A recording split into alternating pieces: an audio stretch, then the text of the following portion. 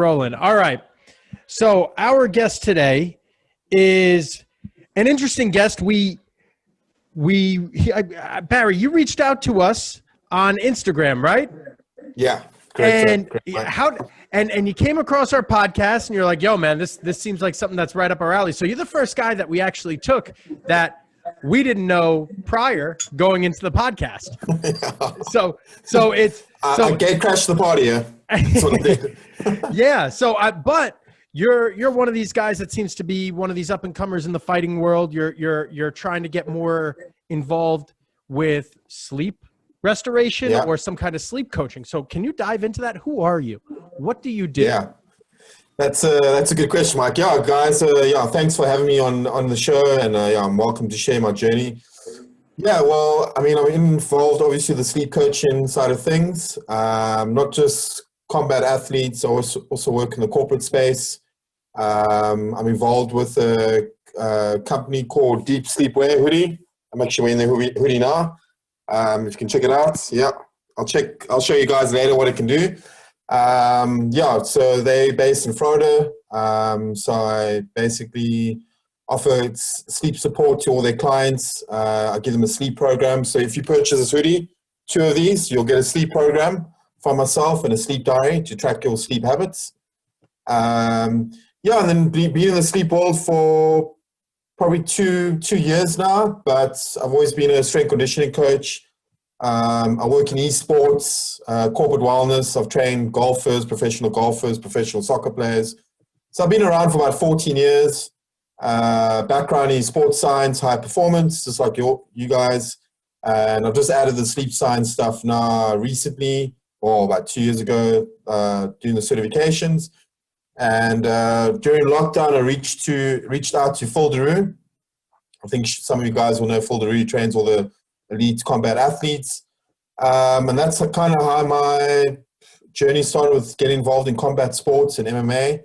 Then I tagged 2 elite fighters here, or a couple of fighters here in South Africa that fight the UFC and overseas organizations. And that's how I've kind of obviously gone through my journey. And then lockdown, I've been on about 18 podcasts with sleep. And just unfortunately my Instagram, I've got a little bit of followers, but yeah, that's his Instagram for you. Yeah, but like 170 years, so yeah. Well, so you said you're certified. You have certifications in sleep. What certifications do you have? What's the process like with that? Yeah, so speaking of that, there's a new certification on the market now. My partner in Florida, it's called the Sleep and Recovery Coach course. He's running a 8-week, 12-week program. It's all the latest sleep science literature. It's got all the heart rate variability, all the data stuff you'd use, all the assessment tools. So I've done 2 sleep courses. I've done one in America, the Sleep Science Coach certification. And then I did another one in Europe called the Sleep Recovery Specialist. So all of our different tools they use for the sleep coaching, questionnaires, assessments. They got research stuff as well. Look, at sleep science it's new, but it's also old at the same point. It's been around for about 80 years. The research has been there. The unfortunate part, there's no real avenue for guys like myself and you guys to further progress on an advanced level. So the only route you can go is definitely the certification route. As you'd go through SNC certifications as well, which I've got as well, NSM, etc. And then if you go the post-grad route, you got to probably look at more of a clinical setting. And the problem with the clinical setting doesn't mean everybody's going to want to go into a sleep lab that you're going to work with, because not everyone's going to have sleep apnea or insomnia. It's just behavioral changes that you need to adjust with the client or an athlete. Yeah, so we had Eric Corum on last week or a couple of weeks ago, and he actually Brooker, he said he got his PhD in sleep research, right? So we ended up we didn't mean to even talk about sleep on the podcast, and we dove pretty deep into it. So one thing that I was really confused was I've heard people talk about sleep cycles, right? They discussed, well, a full cycle of sleep is, it's light sleep, deep sleep, REM sleep, right? Like, and I've heard sleep scientists go into, hey, it's more about the amount of cycles, sleep cycles, full sleep cycles that you get, right? But I've been tracking my sleep with a couple of different apps. I use the Oura Ring, and I also use Whoop right now. And I'm learning more about Whoop. I know a lot about Oura, and with some of the research that I've read in regards to sleep, it said that sleep was biphasic, meaning that you have more of one half of sleep in the beginning and more of the other half at night. And it's deep sleep, more so in the beginning, REM sleep at night. REM sleep at the end of the night, more towards the morning, right? So how does that coincide with the concept of sleep cycles then? Why are there two different thoughts on that then? Well, look, my basic understanding with sleep cycles is obviously the amount of, look, the whole thing about getting to sleep cycles is all dependent on the person and their daily schedule. First of all, sleep starts the day you wake up in the morning. So your days determine the first, Mike, if you wake up in the morning, you've got your clients to go to, etc. That phase of when you wake up is kind of your pre-sleep, where your day is going to determine how you're going to sleep at night. And are you going to enter into those sleep cycle stages leading up to the night of rest and recovery? So if you have a shitty day when you wake up in the morning, you wake up late, you haven't had breakfast, we know that your whole timing of your schedule is completely whack. Now, 9 times out of 10, you're going to be doing the wrong things at work, on your schedule, your coaching. You're going to probably tend to eat late at night for some reason, and you're going to probably go to bed a little bit later. So that's going to be a partial effect where it's going to affect your sleep cycles. The sleep cycles is basically given a better approach for clients to understand. You don't really need the 8-hour the sleep. Everyone talks about the 8 hours, you have to get hours. That doesn't mean that we have to all get 8 hours. So when I coach clients, I rather look at it as a sleep cycle spectrum. So can you get 3, 4, 5 sleep cycles in your recovery period at night? Now, like I said before, your day schedule is going to obviously affect how you time your daily schedule, and what you do during that during the day is obviously going to affect how you lead up to your sleep and recovery. So sleep cycles, I basically just tell the clients and athletes, our goal is to get 3 or 4 or 5 in the day. We need to aim between at least 30 to 35 sleep cycles. And that obviously gives them a much better understanding where they can control their sleep and recovery, where if we put this pressure and emphasis on, we have to get this 8 hours sleep, already the brain stress goes up, and then we kind of shut off, and then we kind of sit there and lie in our bed and say, oh, I'm not getting, I'm freaking out, I'm not going to bed, and I should be going to bed this time, I need to get my 8 hours. And then obviously when we wake up in the morning, we track our sleep with our data in the Oura Ring, and then we go into that constant cycle of we still got to get this 8 hours. So I know I'm a little bit backtracking here, but the goal is to get the sleep cycle. Sleep cycle goes actually between 90 and 120 minutes, but we look at it 90 minutes. And like you said, it's going to go from light sleep, deep sleep, because you're going to be bouncing around back and forth. The main thing is we want to enter is REM sleep. So REM sleep, we know that's all our muscle recovery, the removal of clutter in our brain. We doing all the processing thoughts of what skills we learned in previously. So that's critical that we get that REM sleep. But again, it's going to go back to how's your day schedule, meal timing, knowing your chronotype. That's a big part of what I do. You need to know someone's chronotype because that's going to affect their schedule. And we know if you don't play around with, you don't know your schedule properly, you're not doing the right things at the right time, 9 times out of 10 is going to affect your sleep and recovery at night. And you might not get to those sleep cycles or hit the REM stage where you need to hit it. That makes sense. So in this, you mentioned that the next night's sleep is dependent on this daily schedule that you're doing, and you said about meal timing and scheduling the different stuff. What's the absolute no-nos that are going to create disturbance in sleep? Yeah, well, I think obviously number one would be if your daily schedule is not planned well, if you're doing things later than you're normally supposed to, eating later at night, 7, 8 o'clock, anything after that's going to disturb your sleep because your gut needs to obviously take in all the foods, having heavy dinner meals. Could be simple, an argument with your partner is going to affect sleep as well. So if there's any conflict, rather try and resolve that the next day than have it obviously before sleep. Electronics, I'd say mobile devices are a bit of a thing, especially it's the stimulation to the brain. I wouldn't say it's the blue light, but it's more the stimulation. TVs aren't so bad as long as it's a bit of a distance between you and the TV, not your whole face is not glued up into the TV. I think those are the things you need to avoid. So early dinners, avoid late dinners, conflict situations, try not to be on your technology too late tonight, anything that's going to stimulate your brain. I think the main thing is the mobile devices is not the light, it's the stimulation that's put in front of you. So, if you're looking at a social media account or any updated news, or maybe you're looking for a new job you want to go for, and you look through the job and you're like, oh shit, I don't meet the deadline or requirements. Now, if you're doing that before your bedtime, that's going to obviously upset you. It causes stress to go up, and therefore it's going to delay your bedtime going to sleep. So it might backtrack your sleep for an hour or two, and then you only go to sleep because you've got this whole thought process. Okay, I didn't really match the job. I didn't get the job done.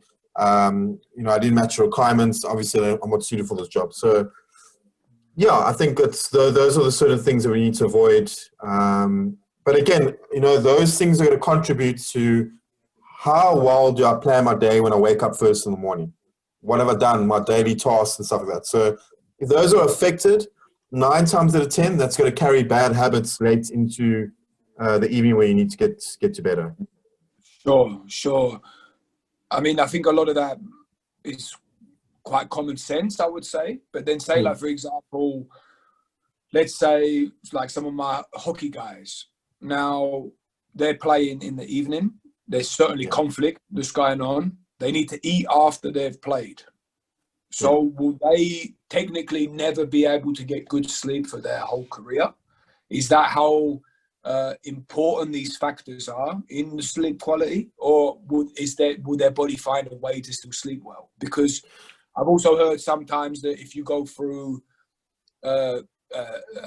lack of sleep deprivation for so long that even a 1 minute period will give you this hyper REM sleep, and then you feel pretty good afterwards. So I'd be interested in your opinion on that.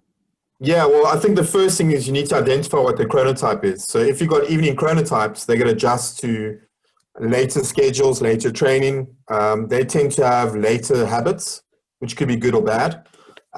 So identifying the athlete's chronotype is number one. Because if they're evening chronotypes, they can adjust to evening schedules, eat a little bit later. Ideally, you want to have people eating 7 or 8 o'clock. But there's a way around that where we can get meals going in between early in the day, early in the evening. So the problem is if you have morning chronotype athletes that are competing late at night, those are the ones going to suffer probably more with sleep deprivation because they like to go to bed at a certain time.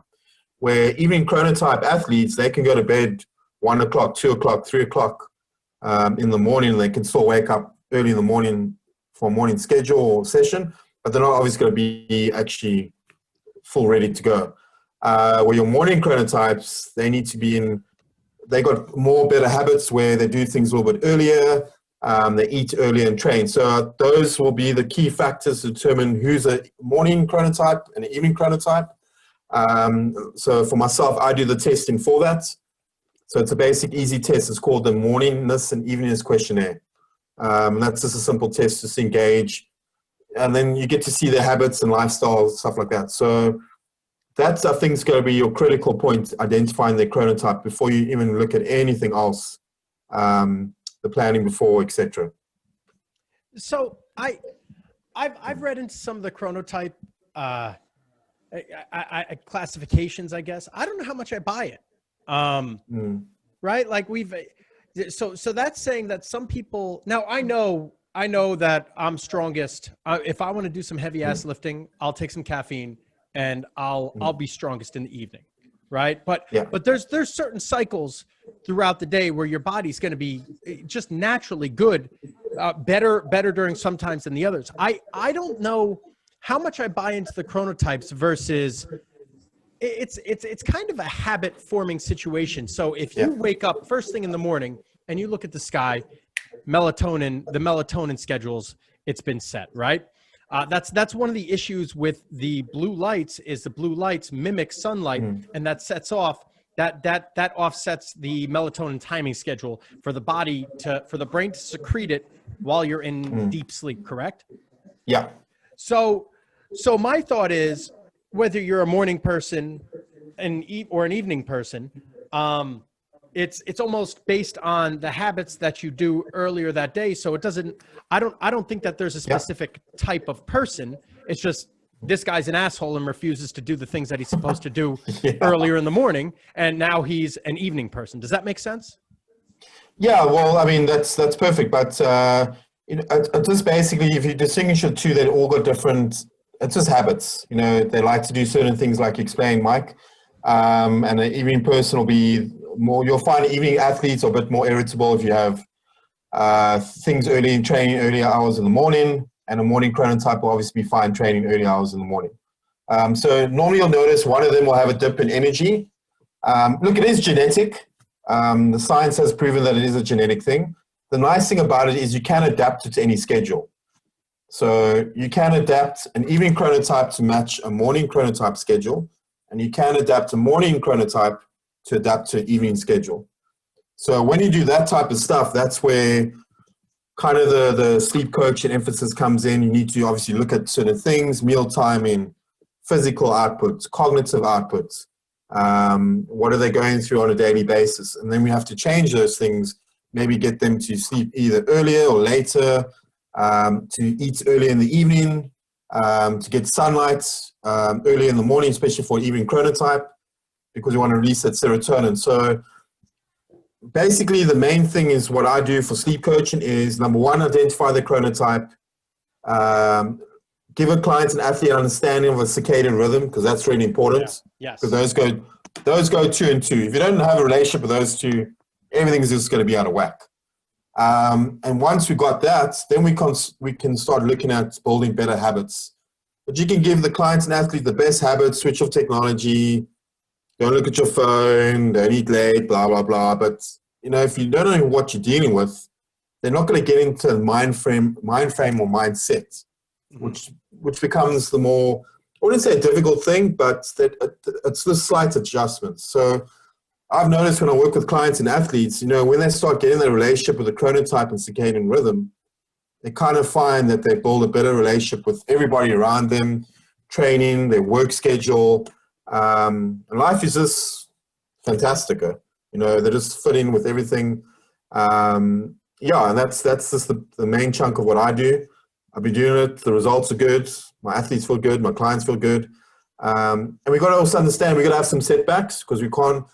That's why I said that the daily schedule is so important in what you do, getting sunlight exposure, managing your cognitive outputs, meaning don't spend too much on time on technology, having some mental recovery breaks during the day, eating on a specific time, meal timing, having certain hydration, because we can't plan what's going to happen late in the evening.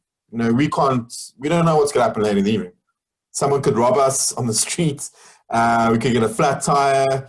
There's different situations, but we know when we wake up in the morning, we've got a daily schedule, we are fired and ready to go for that schedule. So I think it's really important. Chronotype, circadian rhythm, scheduling, and then you'll see as you build that up, you'll have a better relationship and building better sleep and recovery, and you'll be hitting those REM sleep, stuff like that. You won't have to even worry about watches or stuff like that. Obviously, if you play based on data, then that's something you'll look at. The main thing I use with my clients and athletes is a sleep diary. It's the best thing I use. Sleep diary. It's honest, it's pure, and the data explains a lot about their moods, their bad habits, and that's when we get in and obviously adjust things. So in the sleep diary, what are they putting? They're writing down what happened earlier that day, what they ate that day, and then what time they laid down to go to sleep. Yeah, so it's various things like exercising, when they exercise, what do they do an hour before bedtime, what are their moods like on the day, the hours of sleep, what are the reasons for waking up in the evening, which is important. So if you get a client that's waking up because he's waking up 2, 3 o'clock in the morning, well, then you know he's not getting his full REM sleep. That's a problem. So the main thing when you look at that sleep diary is bingo, there's jackpot. So the problem now with the watches and Oura rings and that they're not going to really tell you that kind of data. They're going to give you more of the sleep quality and obviously the sleep efficiency levels. But you're not going to know about exercise, the caffeine intake, when they took caffeine, what did they do an hour before bed? Because if a client is exercising before bedtime or he's having caffeine, we know that's going to be a problem going into their deep sleep. We know exercise before bed is going to release adrenaline and cortisol, which is a stress hormone, which obviously is not good. We're not going to obviously get the brain to switch off. So those are the various factors that, unfortunately, like the watches and variables don't really take in consider in those data. So you get a simple diary. I've got a simple diary, and then I've got another one that's really more complex that looks at more of the latency, what time did it take you to switch off and stuff like that. But I think a sleep diary really needs to be basic. One-word answers fill in. And I normally do with the clients or athletes 2 weeks. They track their sleep diary for 2 weeks. Other coaches and sleep scientists use it for a week. But for me, I use it for 2 weeks because, if something happens, they got sick or something, we need to obviously see if there's any variation in the data. And that's basically what I do. It's simple, really easy going. It's stress-free for the clients. They don't find it stressful. They don't look at any watches. I don't mind them looking at watches, but especially if it's a novice client that's really been struggling with sleep, the main thing is you've got to have these guys, they can't have much stress going in, obviously, to the evening. Otherwise, they're just going to switch off. So let's say when you're dealing with your fighters, right? And obviously they're competing in the evenings. Now, based on you've assessed their chronotype or not, how are you preparing them to perform optimally at night when they should really be about to go to bed? Yeah, good question, Alex. So, yeah, look, it depends on the fighter. Normally, luckily, most of my fighters have been evening chronotypes, so they adjust well to fight in the evening. That's obviously going to be looking at, traveling schedule, where they're traveling to, where they're going to be fighting. That's going to play a role as well. Evening chronotypes are obviously well adjusted to fight in the evening because that's when normally these fights, the UFC and all those fights happen later. Now you can see with the guys, when they travel to Abu Dhabi and that they're fighting like 7 o'clock, 5 o'clock in the morning. So that's where you're going to see some of the fighters. So, yeah, it's obviously gearing them up to the fight. We need to understand where the location is going to be. Is there traveling involved? Like I said, number one, what the chronotype is. And then we prepare them with certain habits leading up to the fight. So what I found is with the fighters, and I'm obviously new to the fighting scene, and just the research I've done is a lot of them battle with the sleep a week before the fights, and that's obviously due to the weigh-ins and all that stuff, the weight cuts. And they struggle a lot with the sleep after the fights, and that's because of the concussions and kicks and head kicks to the brain. Any concussion or any impact to the brain is going to affect sleep. So I'm hoping that will change, and that's obviously what I want. That's my goal to improve, is to make sure they get consistent sleep leading up to fights, fight week. So that's what I've seen. That's the problem. Some of them get 3 to 4 hours sleep. Look, if you're evening chronotype, you're definitely going to have an advantage. But if you're a morning chronotype fighting against an evening chronotype, he's definitely going to have an advantage over you. But there's a certain thing you can do. And if you can get any light in through any light therapy devices, you can definitely match them on that fight scheduler. So that'll be one of the things, though. And so how long does it usually take for you to switch them from morning chronotype to evening chronotype before a fight? Do you need 2 weeks, a month, 2 days? Yeah, I'll probably look at probably plus minus 4 weeks, about a month. We'll have to look at obviously what have they been struggling with. Are there any bad habits? You know, when is the fight happening? What is their physical schedule? And stuff like that. So we have to take in those considerations, and then we'll build them up the plan from them. So I'll probably say about 4 weeks. But yeah, as I said, if this evening chronotype, it's just we need to change him to obviously adjust into a physical morning training session. So I've got a lot of morning boxes, and I know one of the things they'll use is the human charger. I don't know if you guys have heard of the human charger. Yeah, so the human charger is a light therapy device. So basically, a light therapy device is a tool that will give you light. Because some people are sensitive to certain lights, going out to get sunlight. Some people don't have the time to get sunlight, so we use something like a light therapy device. Now, the human charger is something like this, an earphone piece. It basically sends light to the pineal gland, and that kind of switches on the brain. And you have to use it for 12 to 15 minutes, and that'll give you 10,000 lux. Now, in order to improve sleep quality for any chronotype, the minimum amount of lux you have to get on a daily basis is about 10,000 lux. You have to get minimum 10,000 lux. So you might get fighters or people that work in corporates. They don't even see sunlight through the day, which is a problem. So if you want to fix sleep quality and you want to get into REM sleep, you have to get certain sunlight exposure, blue light exposure during the day, either early morning or midday. So let's say the guys that live in Scandinavia, right? Yeah, that's a problem. Up in Norway. I mean, of course, they suffer from seasonal affective disorder anyway. Yeah. But are you saying that this entire population of people are not getting REM sleep during this? Yeah, I think obviously, yeah, well, it's going to be obviously difficult to say if everyone's getting that. But I think obviously with the weather conditions, mood there's a lot of, obviously, what I've seen or heard is a lot of depression in obviously the European countries because they don't get much sunlight.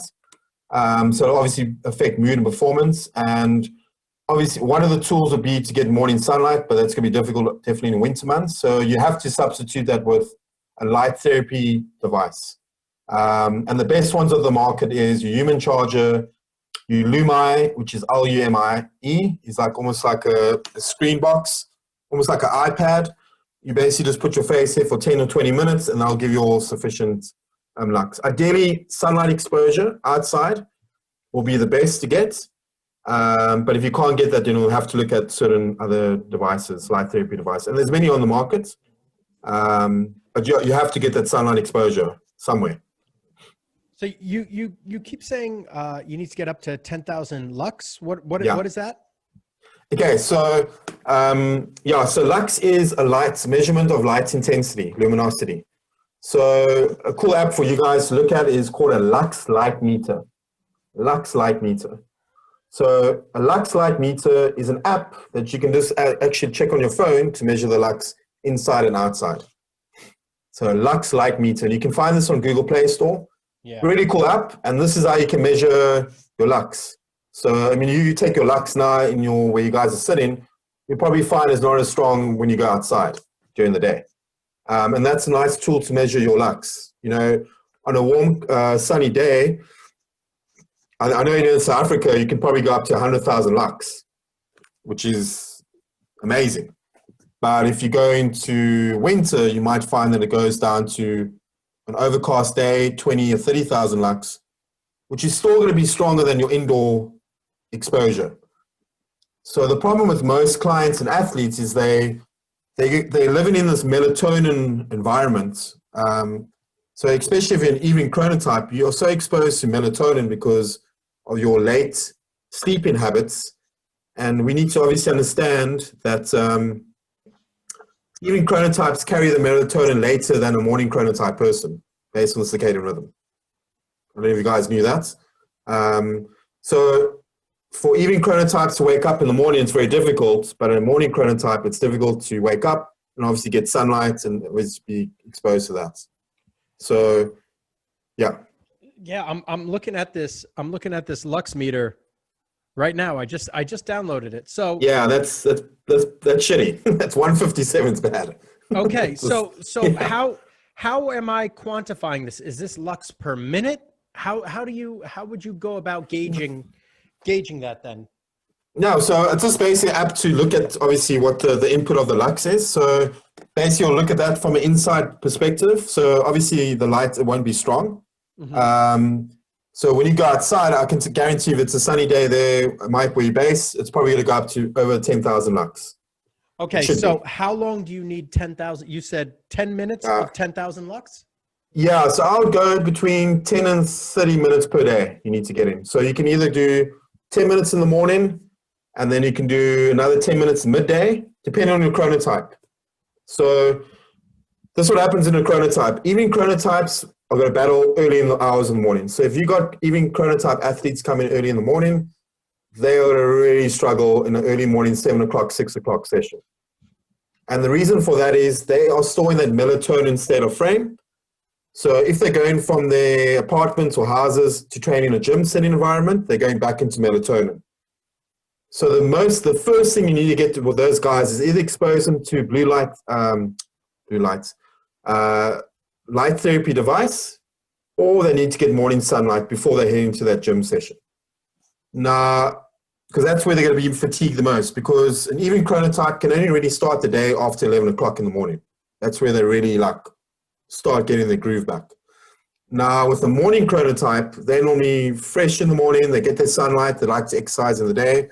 So you might not have a bigger problem, but after 1 o'clock is their little dip in energy.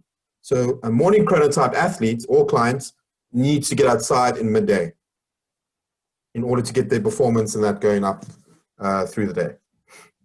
So let's say I have guys that play professional sports, guys in the NBA, their schedule fucking sucks. It is terrible. So these guys will have multiple games a week.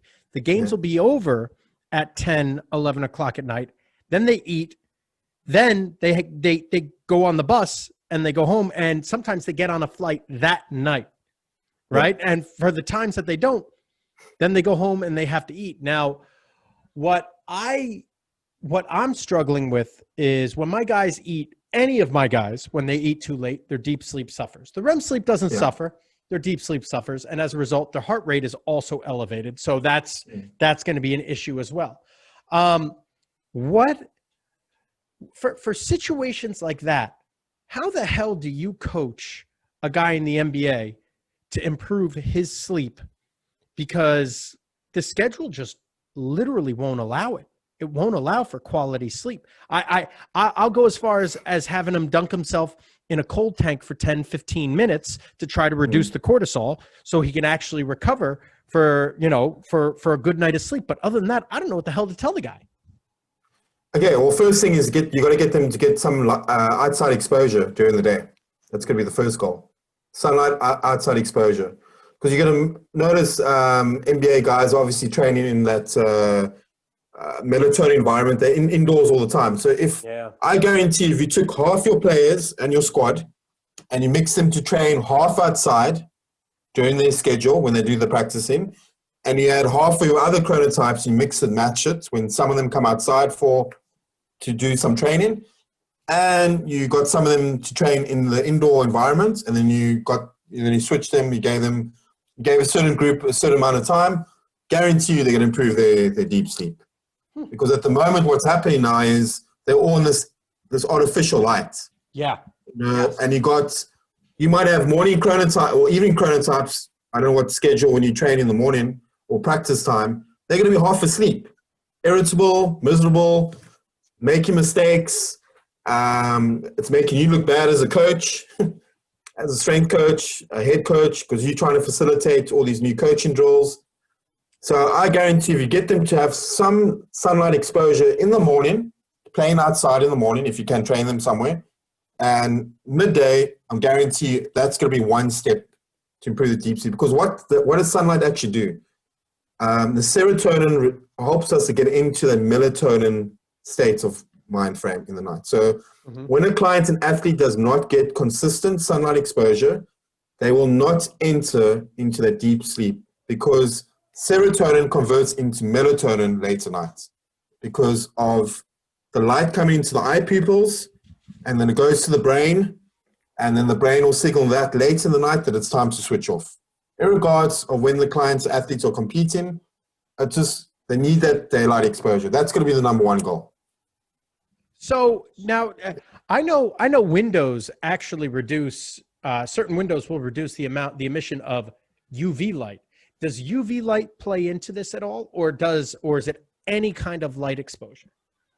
Look, any lights, even if you go into your house and you sit close to a window, that's going to be better sitting than a place where there's no window. So I still think outside lights can be better because of the lux, but that's when you take your lux light meter.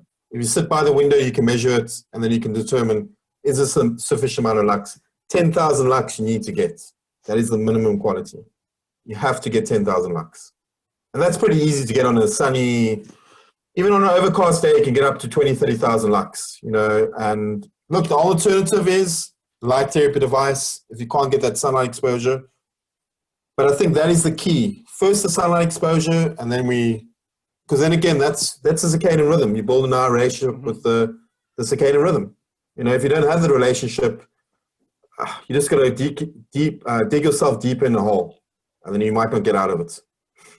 So these, Barry, mate, these light therapy devices, what are they? Are they just super bright UV light that's coming in your face and it feels like it's blinding you almost? Is it that strong? Or yeah, well, I'll be honest, I haven't used one.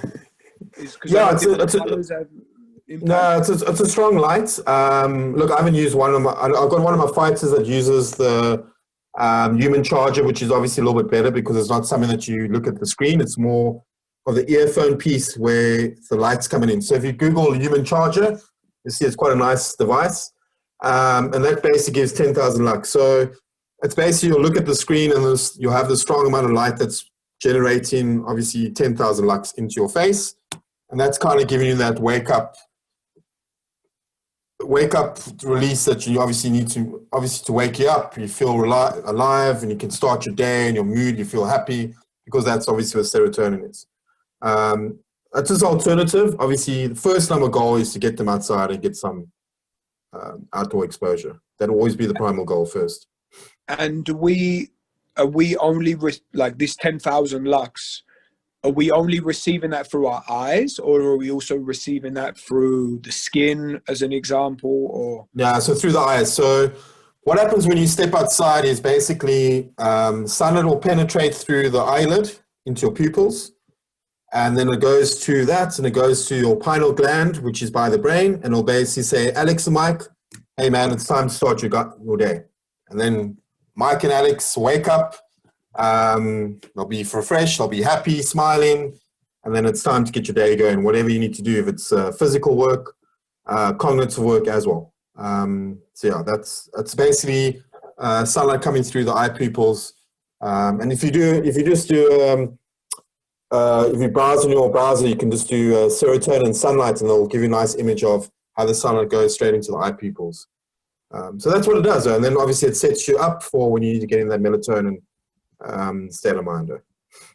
Have you ever used red light therapy? Never used it, Mike, but I see that's becoming really popular. To be honest, do you know anything about it? To be honest, no. Okay, all right. But I found, yeah, so we have to say, maybe we should Google it. I just found that UV, apparently the red light gives you that some of a therapeutic relaxation. That's kind of what I've seen, what it does. But yeah. Okay. So this device that you put in your ear, essentially, and then you look at a screen, or is it just No. Yeah. So my bad. So the human charger, you don't look at any screen. So it's just an ear. It's like almost listening to music. You plug it into your ears for 10 or 12 minutes, and then basically will just give you that 10,000 lux straight to the brain, what it needs. Boom, done. So you only use 10 or 12 minutes. I've had my boxer use it before. She's a morning chronotype. She used it for a strength conditioning session. And once she's used that, she's seen her strength lifts. She increases her weight load between 35 pounds. So just by using the human charger. So on the days that she feels a little bit down, because like I said, 1 o'clock is the time where morning chronotype is not at the sharpest, because that's when they have a dip in the circadian rhythm. So either they go outside to get midday sunlight, afternoon light, or they'll have to use some sort of a light therapy device. So the human charger does the earpiece, goes to the pineal gland, and that's its job. Where the other ones, you have to look at a screen, and it will obviously project that light coming into the eyes. Can you take in too much of this? Because I mean, I'm just playing in my head right now. But let's say, for example, like I take my hockey guys, they get a morning skating before the evening game. Now let's just say, as an example, they do a bit of light as soon as they wake up in the morning to wake themselves up. They do it before they have their morning skate. Would you recommend that they do light therapy work if they can't go outside, as an example? Would you recommend they do that always before they end up doing an activity? And if yes, is there too much that we can get? No, so good point there, Alex. So definitely recommend, also we're going to have to obviously find out what are their chronotypes. So because the evening chronotypes are going to be the ones that are going to struggle in the morning session versus the morning chronotypes. So evening chronotype guys are going to be the ones that you're going to have to either use a light therapy device, probably more, because half of them don't want to step outside because half of them are asleep. Until we get into a habit where they can obviously go outside, get the natural sunlight, that'll be the game changer. Where the morning guys will be more open to get morning sunlight. They probably won't probably need a light therapy device, but again, it'll be depending on the weather, how the weather is there. So obviously in the winter months, it's going to be a struggle. So 10 to 15 minutes, all you need to do. 10 to 15 minutes in the morning of the light therapy device, if you're doing a morning session. Yeah, so sunlight definitely in the morning. But then let's say, for example, right, let's say tomorrow I've got a guy playing in the evening. Now, if it takes 10 to 15 minutes of light therapy work for him to get a better response, let's say he's a morning chronotype. Yeah. I can just give him that in the evening and then bang, does the chronotype not matter anymore? Or is it like on a spectrum level? Because then we could just sort of program in for these guys to, you know, we want them to be evening chronotypes throughout the season, as an example. Or do you understand what I mean? Like, we want this week, we're away from games for 4 days. We want a morning chronotypes, and you could just play with it like that. Is that how malleable all of this is? Like, we can change quick? Yeah, so you can change it. Like I said, anyone's chronotype can adapt quite quickly. You're going to normally find that the evening chronotypes are the hardest ones to completely change over, depending on what their schedule is. So if you've got evening chronotypes in your teams and that competing in the evening, those are your game changers. But the morning guys are the ones that struggle. So they're the ones going to probably need the light therapy device before the activity. And that will be doing either between, like I said, 10 to 15 minutes. And then also be based on also their habits before that time as well. You know, whether they're eating, technology exposure. But I would advise that if they do the human charger before, they're going to be sharp and they're going to match the same alertness with the evening chronotypes. Look, evening chronotypes always going to be one step ahead because they used to be exposed to doing things late at night, where a morning chronotype, they want to be in bed about 9:30, 8 o'clock. They don't want to be competing 9, 10 o'clock in the evening. That's the last thing. But unfortunately, there's money on the table. You know, they need to earn their money somehow, so they need to compete at the highest level. So you have to look at certain things that's going to change them to adapt to match the performance with the other team members. So I would say if you just do that human charger or a light therapy device before match play, maybe an hour or 10, 15 or half an hour before, they should be fine to match with your other counterparts and your team members. Should be all good to go. So how are you quantifying improvements on sleep? Mike, that's a good question. So most of my stuff is basically based, again, on the sleep diary. You know, and obviously I have checkup calls with my clients or athletes. And just basically mood and performance, like how they're feeling. Because you're going to see when a person gets better sleep and recovery, their mood is going to change completely. You know, they're going to feel better. Communication is going to be better. They're going to eat much better. for me, to be honest, I look more on the practicality side of things because number one, people don't know much about data and technology, and that stresses them the shit out of them.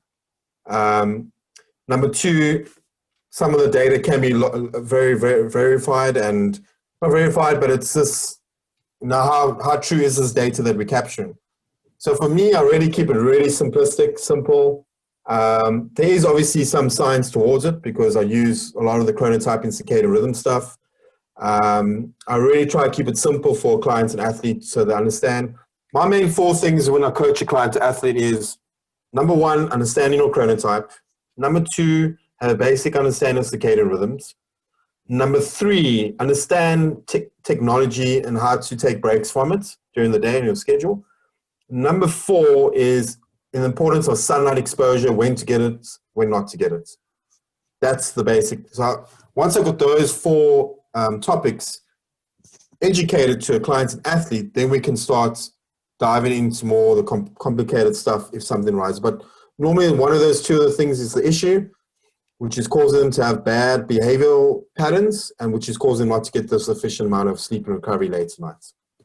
So go into the break from technology. What does that have to do with the sleep? Yeah, so during the day when we wake, so our brain can only take a certain amount of stimulation throughout the day. So when we overstimulate our brain, 9 times out of 10, that's going to carry over to our bedroom sleep time, where we're going to have bad habits, look at our cell phones late at night. So we know that the brain can only actually function every 90 minutes, and it goes through a kind of a glucose depletion drop. So that's why you normally need to have water intake, or you need to be obviously eating on something small because you're obviously feeding nutrition and water to the brain.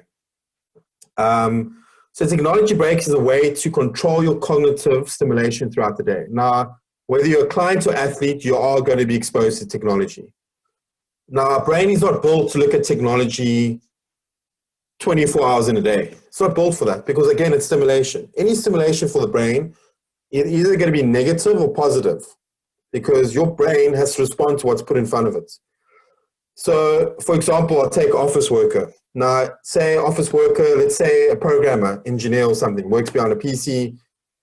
He's always looking at his computer. So now if he's looking at his computer and his cell phone at the same time, looking at social media, normally now we can have a cell phone at a desk. Now he's working actually a double shift. Now that is going to affect his performance because he's trying to do 2 things at once because he's looking at his work at the PC and he's looking at the cell phone. So if he's working at the PC, he's working 9 hours at the PC because that's his job to do. He's a programmer.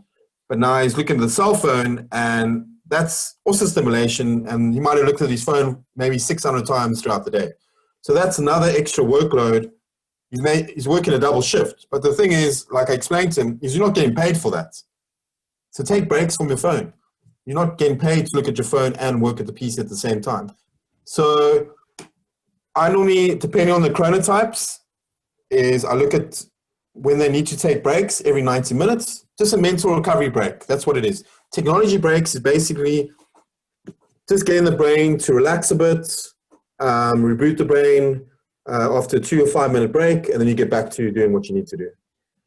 So that's basically what it is. So if someone's overstimulated and they're constantly working, I know when I work doubles, I'm fucking shot and I want to go to sleep, right? Like, and I'll just crash. You're telling me that when people are overstimulated from the technology aspect, it inhibits sleep, but how?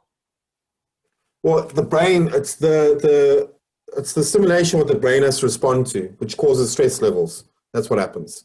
Okay. So like I took that example for, if you're looking for a job during the day and you don't match this criteria, your brain, you get stressed out because now you're like, I'm pissed off.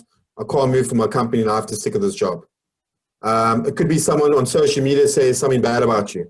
Now you get irritated. So now your stress goes up again. So it's all those contribution factors that lead up. The brain has to respond to what's put in front of it, which causes that over alertness stimulation. So I'm not saying that you have to have a complete break from technology throughout the day, which is it's humanly impossible to do. Well, what I am asking for a lot of the guys I work with, the clients and athletes, just you take 2 to 5 minutes every 90 minutes, and you'll feel much more relieved and better when you go back to what you are doing.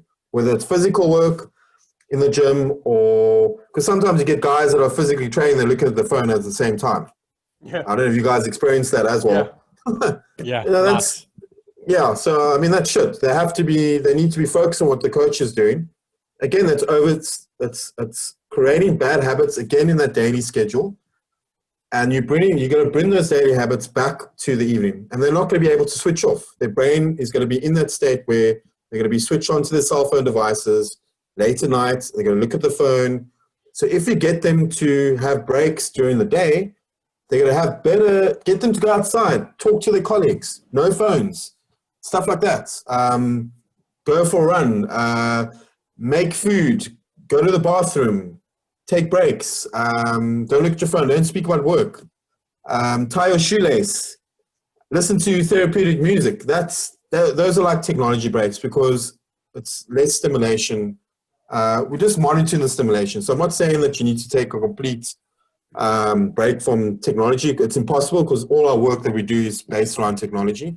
But I am saying in a certain period of time in the day, you need to at least take a break between 2 and 5 minutes. Now, the nice thing about this is, going back to the sleep cycles. So when I explain to guys about the 8 hours and I say, look, that's just like 8 hours is, that's that's been drained into us. Not all of us need 8 hours sleep. So when you break down to a client now, you say to them, Mike and Alex, the goal is for you to get 3 or 4 or 5 sleep cycles in the evening, okay? Which is quite achievable, on a given day. Now, if we look at that aspect, and then we look at, okay, Mike and Alex, how many technology breaks did you take in the day? So if Mike and Alex said, well, I took 5 in the day, and I took it every 90 minutes, and I took 5 of them by 5 minutes. Now, if you take 5 minutes by 5, that is actually really a nap. If you look at the maths to it. Naps can be anything between 15, 25 minutes to 30 minutes. So you've actually taken a nap without you even knowing it. So your brain has taken a rest. Because remember, the brain controls our sleep, which is very important. Nothing else, our brain. And if we look at that perspective, and if we look at you take maybe another nap in the afternoon or midday, now your whole recovery thing looks a bit more promising because maybe you've taken a nap in the day, you've taken 5 technology breaks, and you've achieved 3 or 4 or 5 sleep cycles. Instead of looking at one picture and going, Mike and Alex, you have to get 8 hours of sleep, non-negotiable. Does that make sense? Yes. Or is that just a lot of bullshit? No. I understand. I understand what you're saying. Now, in regards to naps, I've read that naps you don't want to nap past 1 p.m. strictly because it will jack up your circadian rhythm, right? It'll throw everything off, and it becomes a little bit of a clusterfuck trying to go back to sleep at night. And I've noticed that. So when I take my naps, I make sure I nap prior to 1 p.m. And as long as I wake up before 1 p.m., I can sleep later that night. Do you have any parameters for your naps?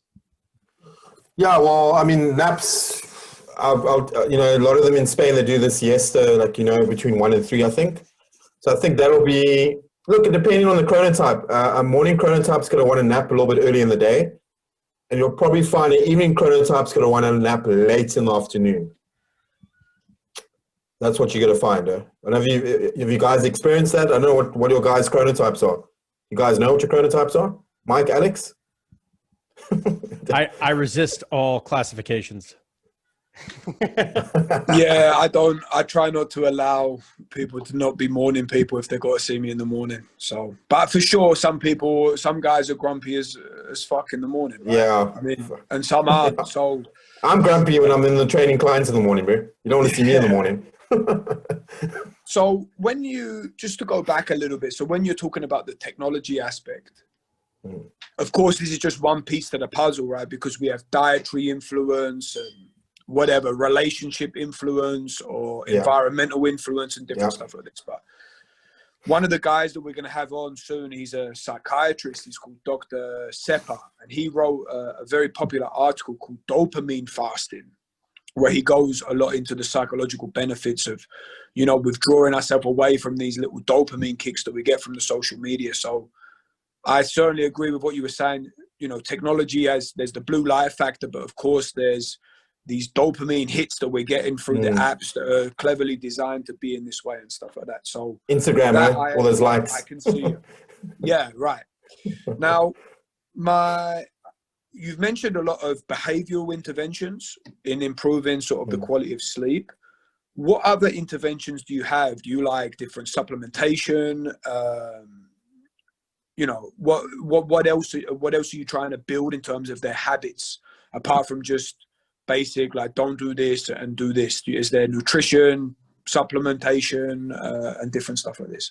Yeah, well, I mean, a lot of the guys, some guys will use melatonin supplementation, which, kind of agree and disagree with that, because we want to obviously get into sleep drive in a natural way with the brain.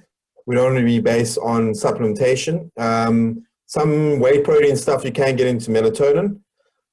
Certain foods like milk, bananas, they got like a sleep inducer factor where they'll give you more in a relaxation state.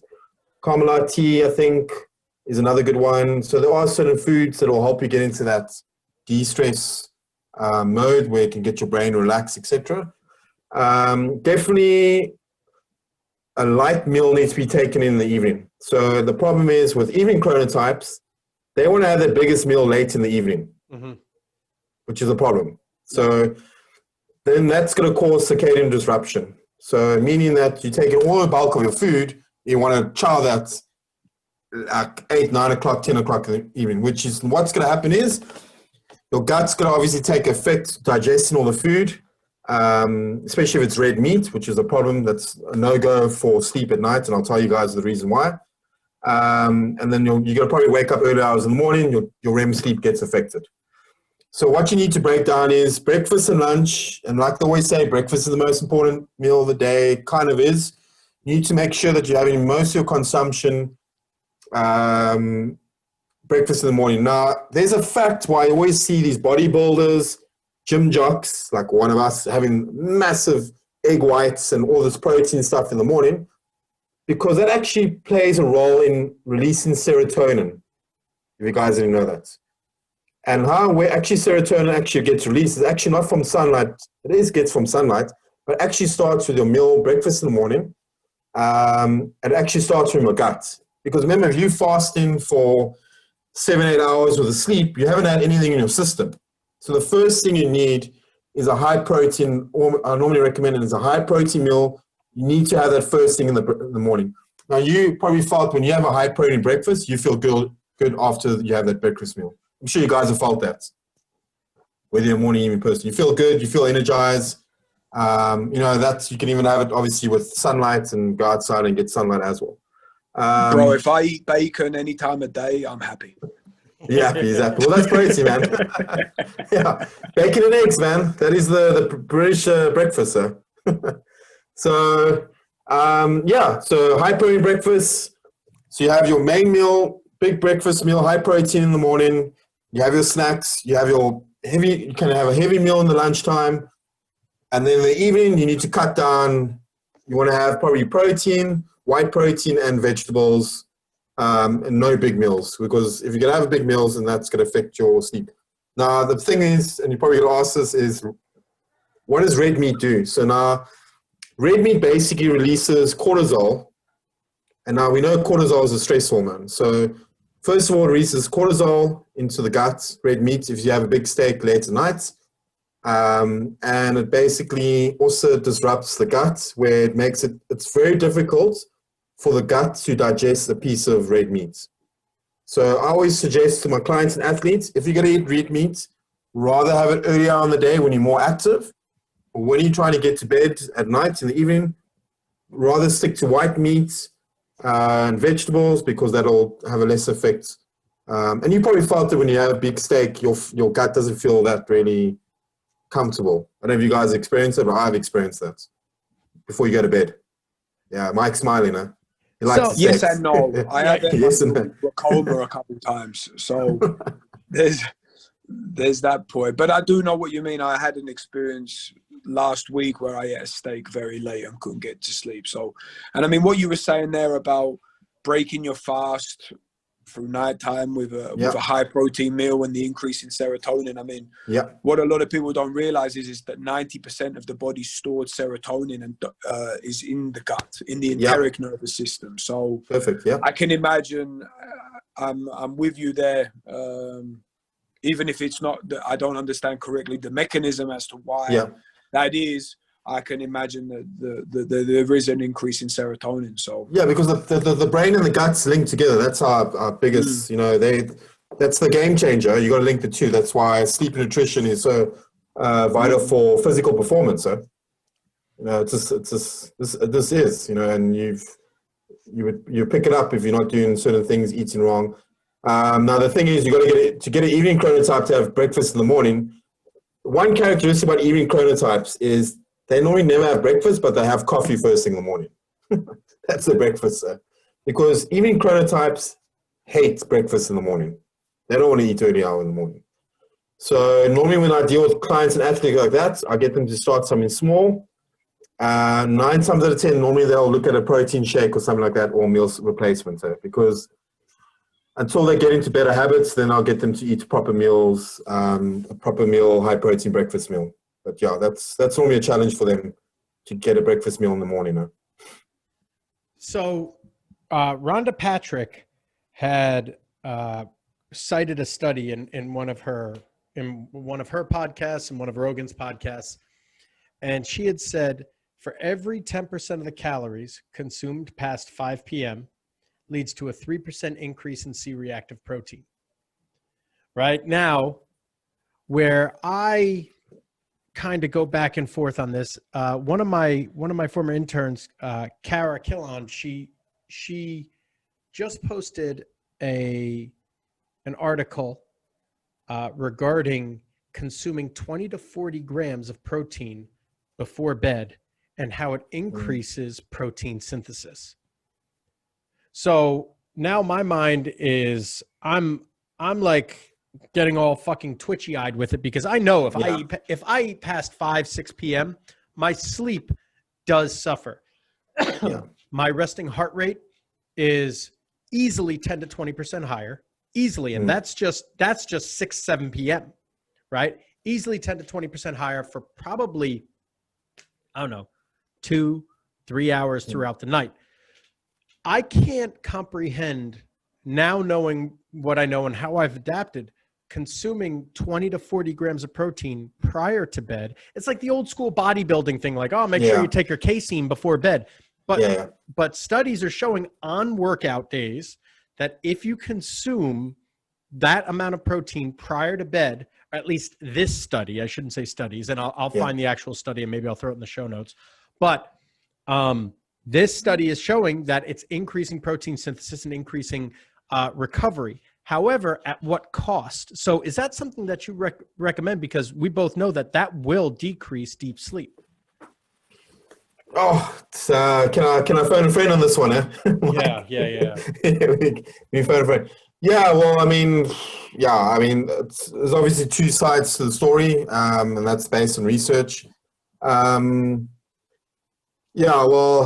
gonna be difficult to answer that. Obviously, I don't have a strong nutritional background, to be honest. Okay. So I'm not gonna throw any bullshit into the window here. Yeah. Fair enough. But yeah, I mean, my thing would be basically. So you said that's based on when they do the training, that they eat the protein on their training days. Yeah. And listen, I thought it was super interesting. However, I value sleep over virtually everything. Yeah, and that's straight. Yeah, it's the number one pillar. So yeah, I would rather stick to obviously Hopper 7, cutting off certain meals and obviously certain protein. But yeah, that's just my viewpoint, and obviously that's why I work with clients and athletes, and I haven't seen it affect any of their performance when it comes to training, physical training, etc. I haven't had any issues when they have the physical training session in the morning, etc. So yeah, it's a quite an interesting topic to dive in. Going back to the chronotypes, Barry, You mentioned that there's a genetic influence to it, and one of the ways you measure it is via questionnaire. Yeah. And you've mentioned that you can change your chronotype. Yeah. So not change, you can adapt it, Alex. Adapt, yeah. Okay. You can adapt it. Okay. Yeah. Okay. Yeah. Okay. Because I'm curious then how plastic is all of this? I mean, are we able, you know, like, because like some of the guys that me and Mike work with, I mean, let's hope that for years they are playing at their peak at night, and every night that they get to play, and they've got to learn how to just adapt with it, right? So it's so there's certain things I have to do to adapt. That's the thing. That's the teaching, coaching aspect. Yeah. right. So let's take, for example, an evening performer. What's the best structure for the day for them, the day of competition? They've got a game at, let's say, 8 p.m. at night. What's the day? What should the day look like for optimal performance? Yeah, so evening chronotype, competing in the evening. Well, first of all, first thing in the morning, they're going to obviously wake up in the morning to do any physical training session or a recovery session. So number one is high protein breakfast in the morning. Number two, sunlight exposure, 10 to 20 minutes. Okay, that's going to be number two. Number three is they're going to have to take technology breaks between the morning scheduling till lunchtime. They need 5 technology breaks every 90 minutes. Okay, then they're going to have lunch. And I would say they need to stick their lunch to the same time. So lunchtime will be 1 o'clock. And then they might go into another training session with a coach to go through some maneuvers. They could probably get some midday sunlight. And they should be good to go for that evening. That's it. Prior to make sure that they obviously have a strict regime the night before. So they had a good night's rest. They had consistent time. So one thing obviously with sleep as well is you need to have consistent bed and wake up times as well, hey? Because that's, again, you're building that circadian rhythm relationship. Yeah. So, and that sometimes is going to be off. But like I said, going back to those sleep cycles and the technology breaks, those count for when you don't get that that consistent bed and wake up. You know, when you don't get that 4 to 5 sleep cycles, or you get 4 cycles in and you've got your technology breaks. So that's when you can play around with certain things. Yeah, that's going to be the basic thing going forward for even chronotype in the morning. And then obviously you'll work around their physical schedule with that stuff. What about napping in the midday or early afternoon before a game in the evening? Because a lot of my guys love to nap. Yeah, look, it's going to depend on individual. Some guys don't want to nap. You're going to find normally evening chronotypes like to probably nap more than a morning chronotype. It's just what I've experienced with the guys I've been working with, because I work with all different types of chronotypes. It's going to differ on person to person. It's fine if they can do it, but if they don't want to do it, then I would obviously recommend that they take technology breaks or just get outside, get fresh air, take a walk somewhere, just take a break from everything. That can also add as a break as well. Doesn't mean they have to physically sleep and switch the brain off in order to take a break. So that's why the technology breaks are so important, because you are awake. It's just your brain is sleeping. It's like a micro sleep basically, because your brain is just not, it's acting dead for a 5-minute segment. That is it. Simple. So I think the key thing is when you work with athletes especially is to match their schedule, match what they're exposed to do in a daily schedule, because we all got daily schedule we have to do, whether you're morning or evening chronotype.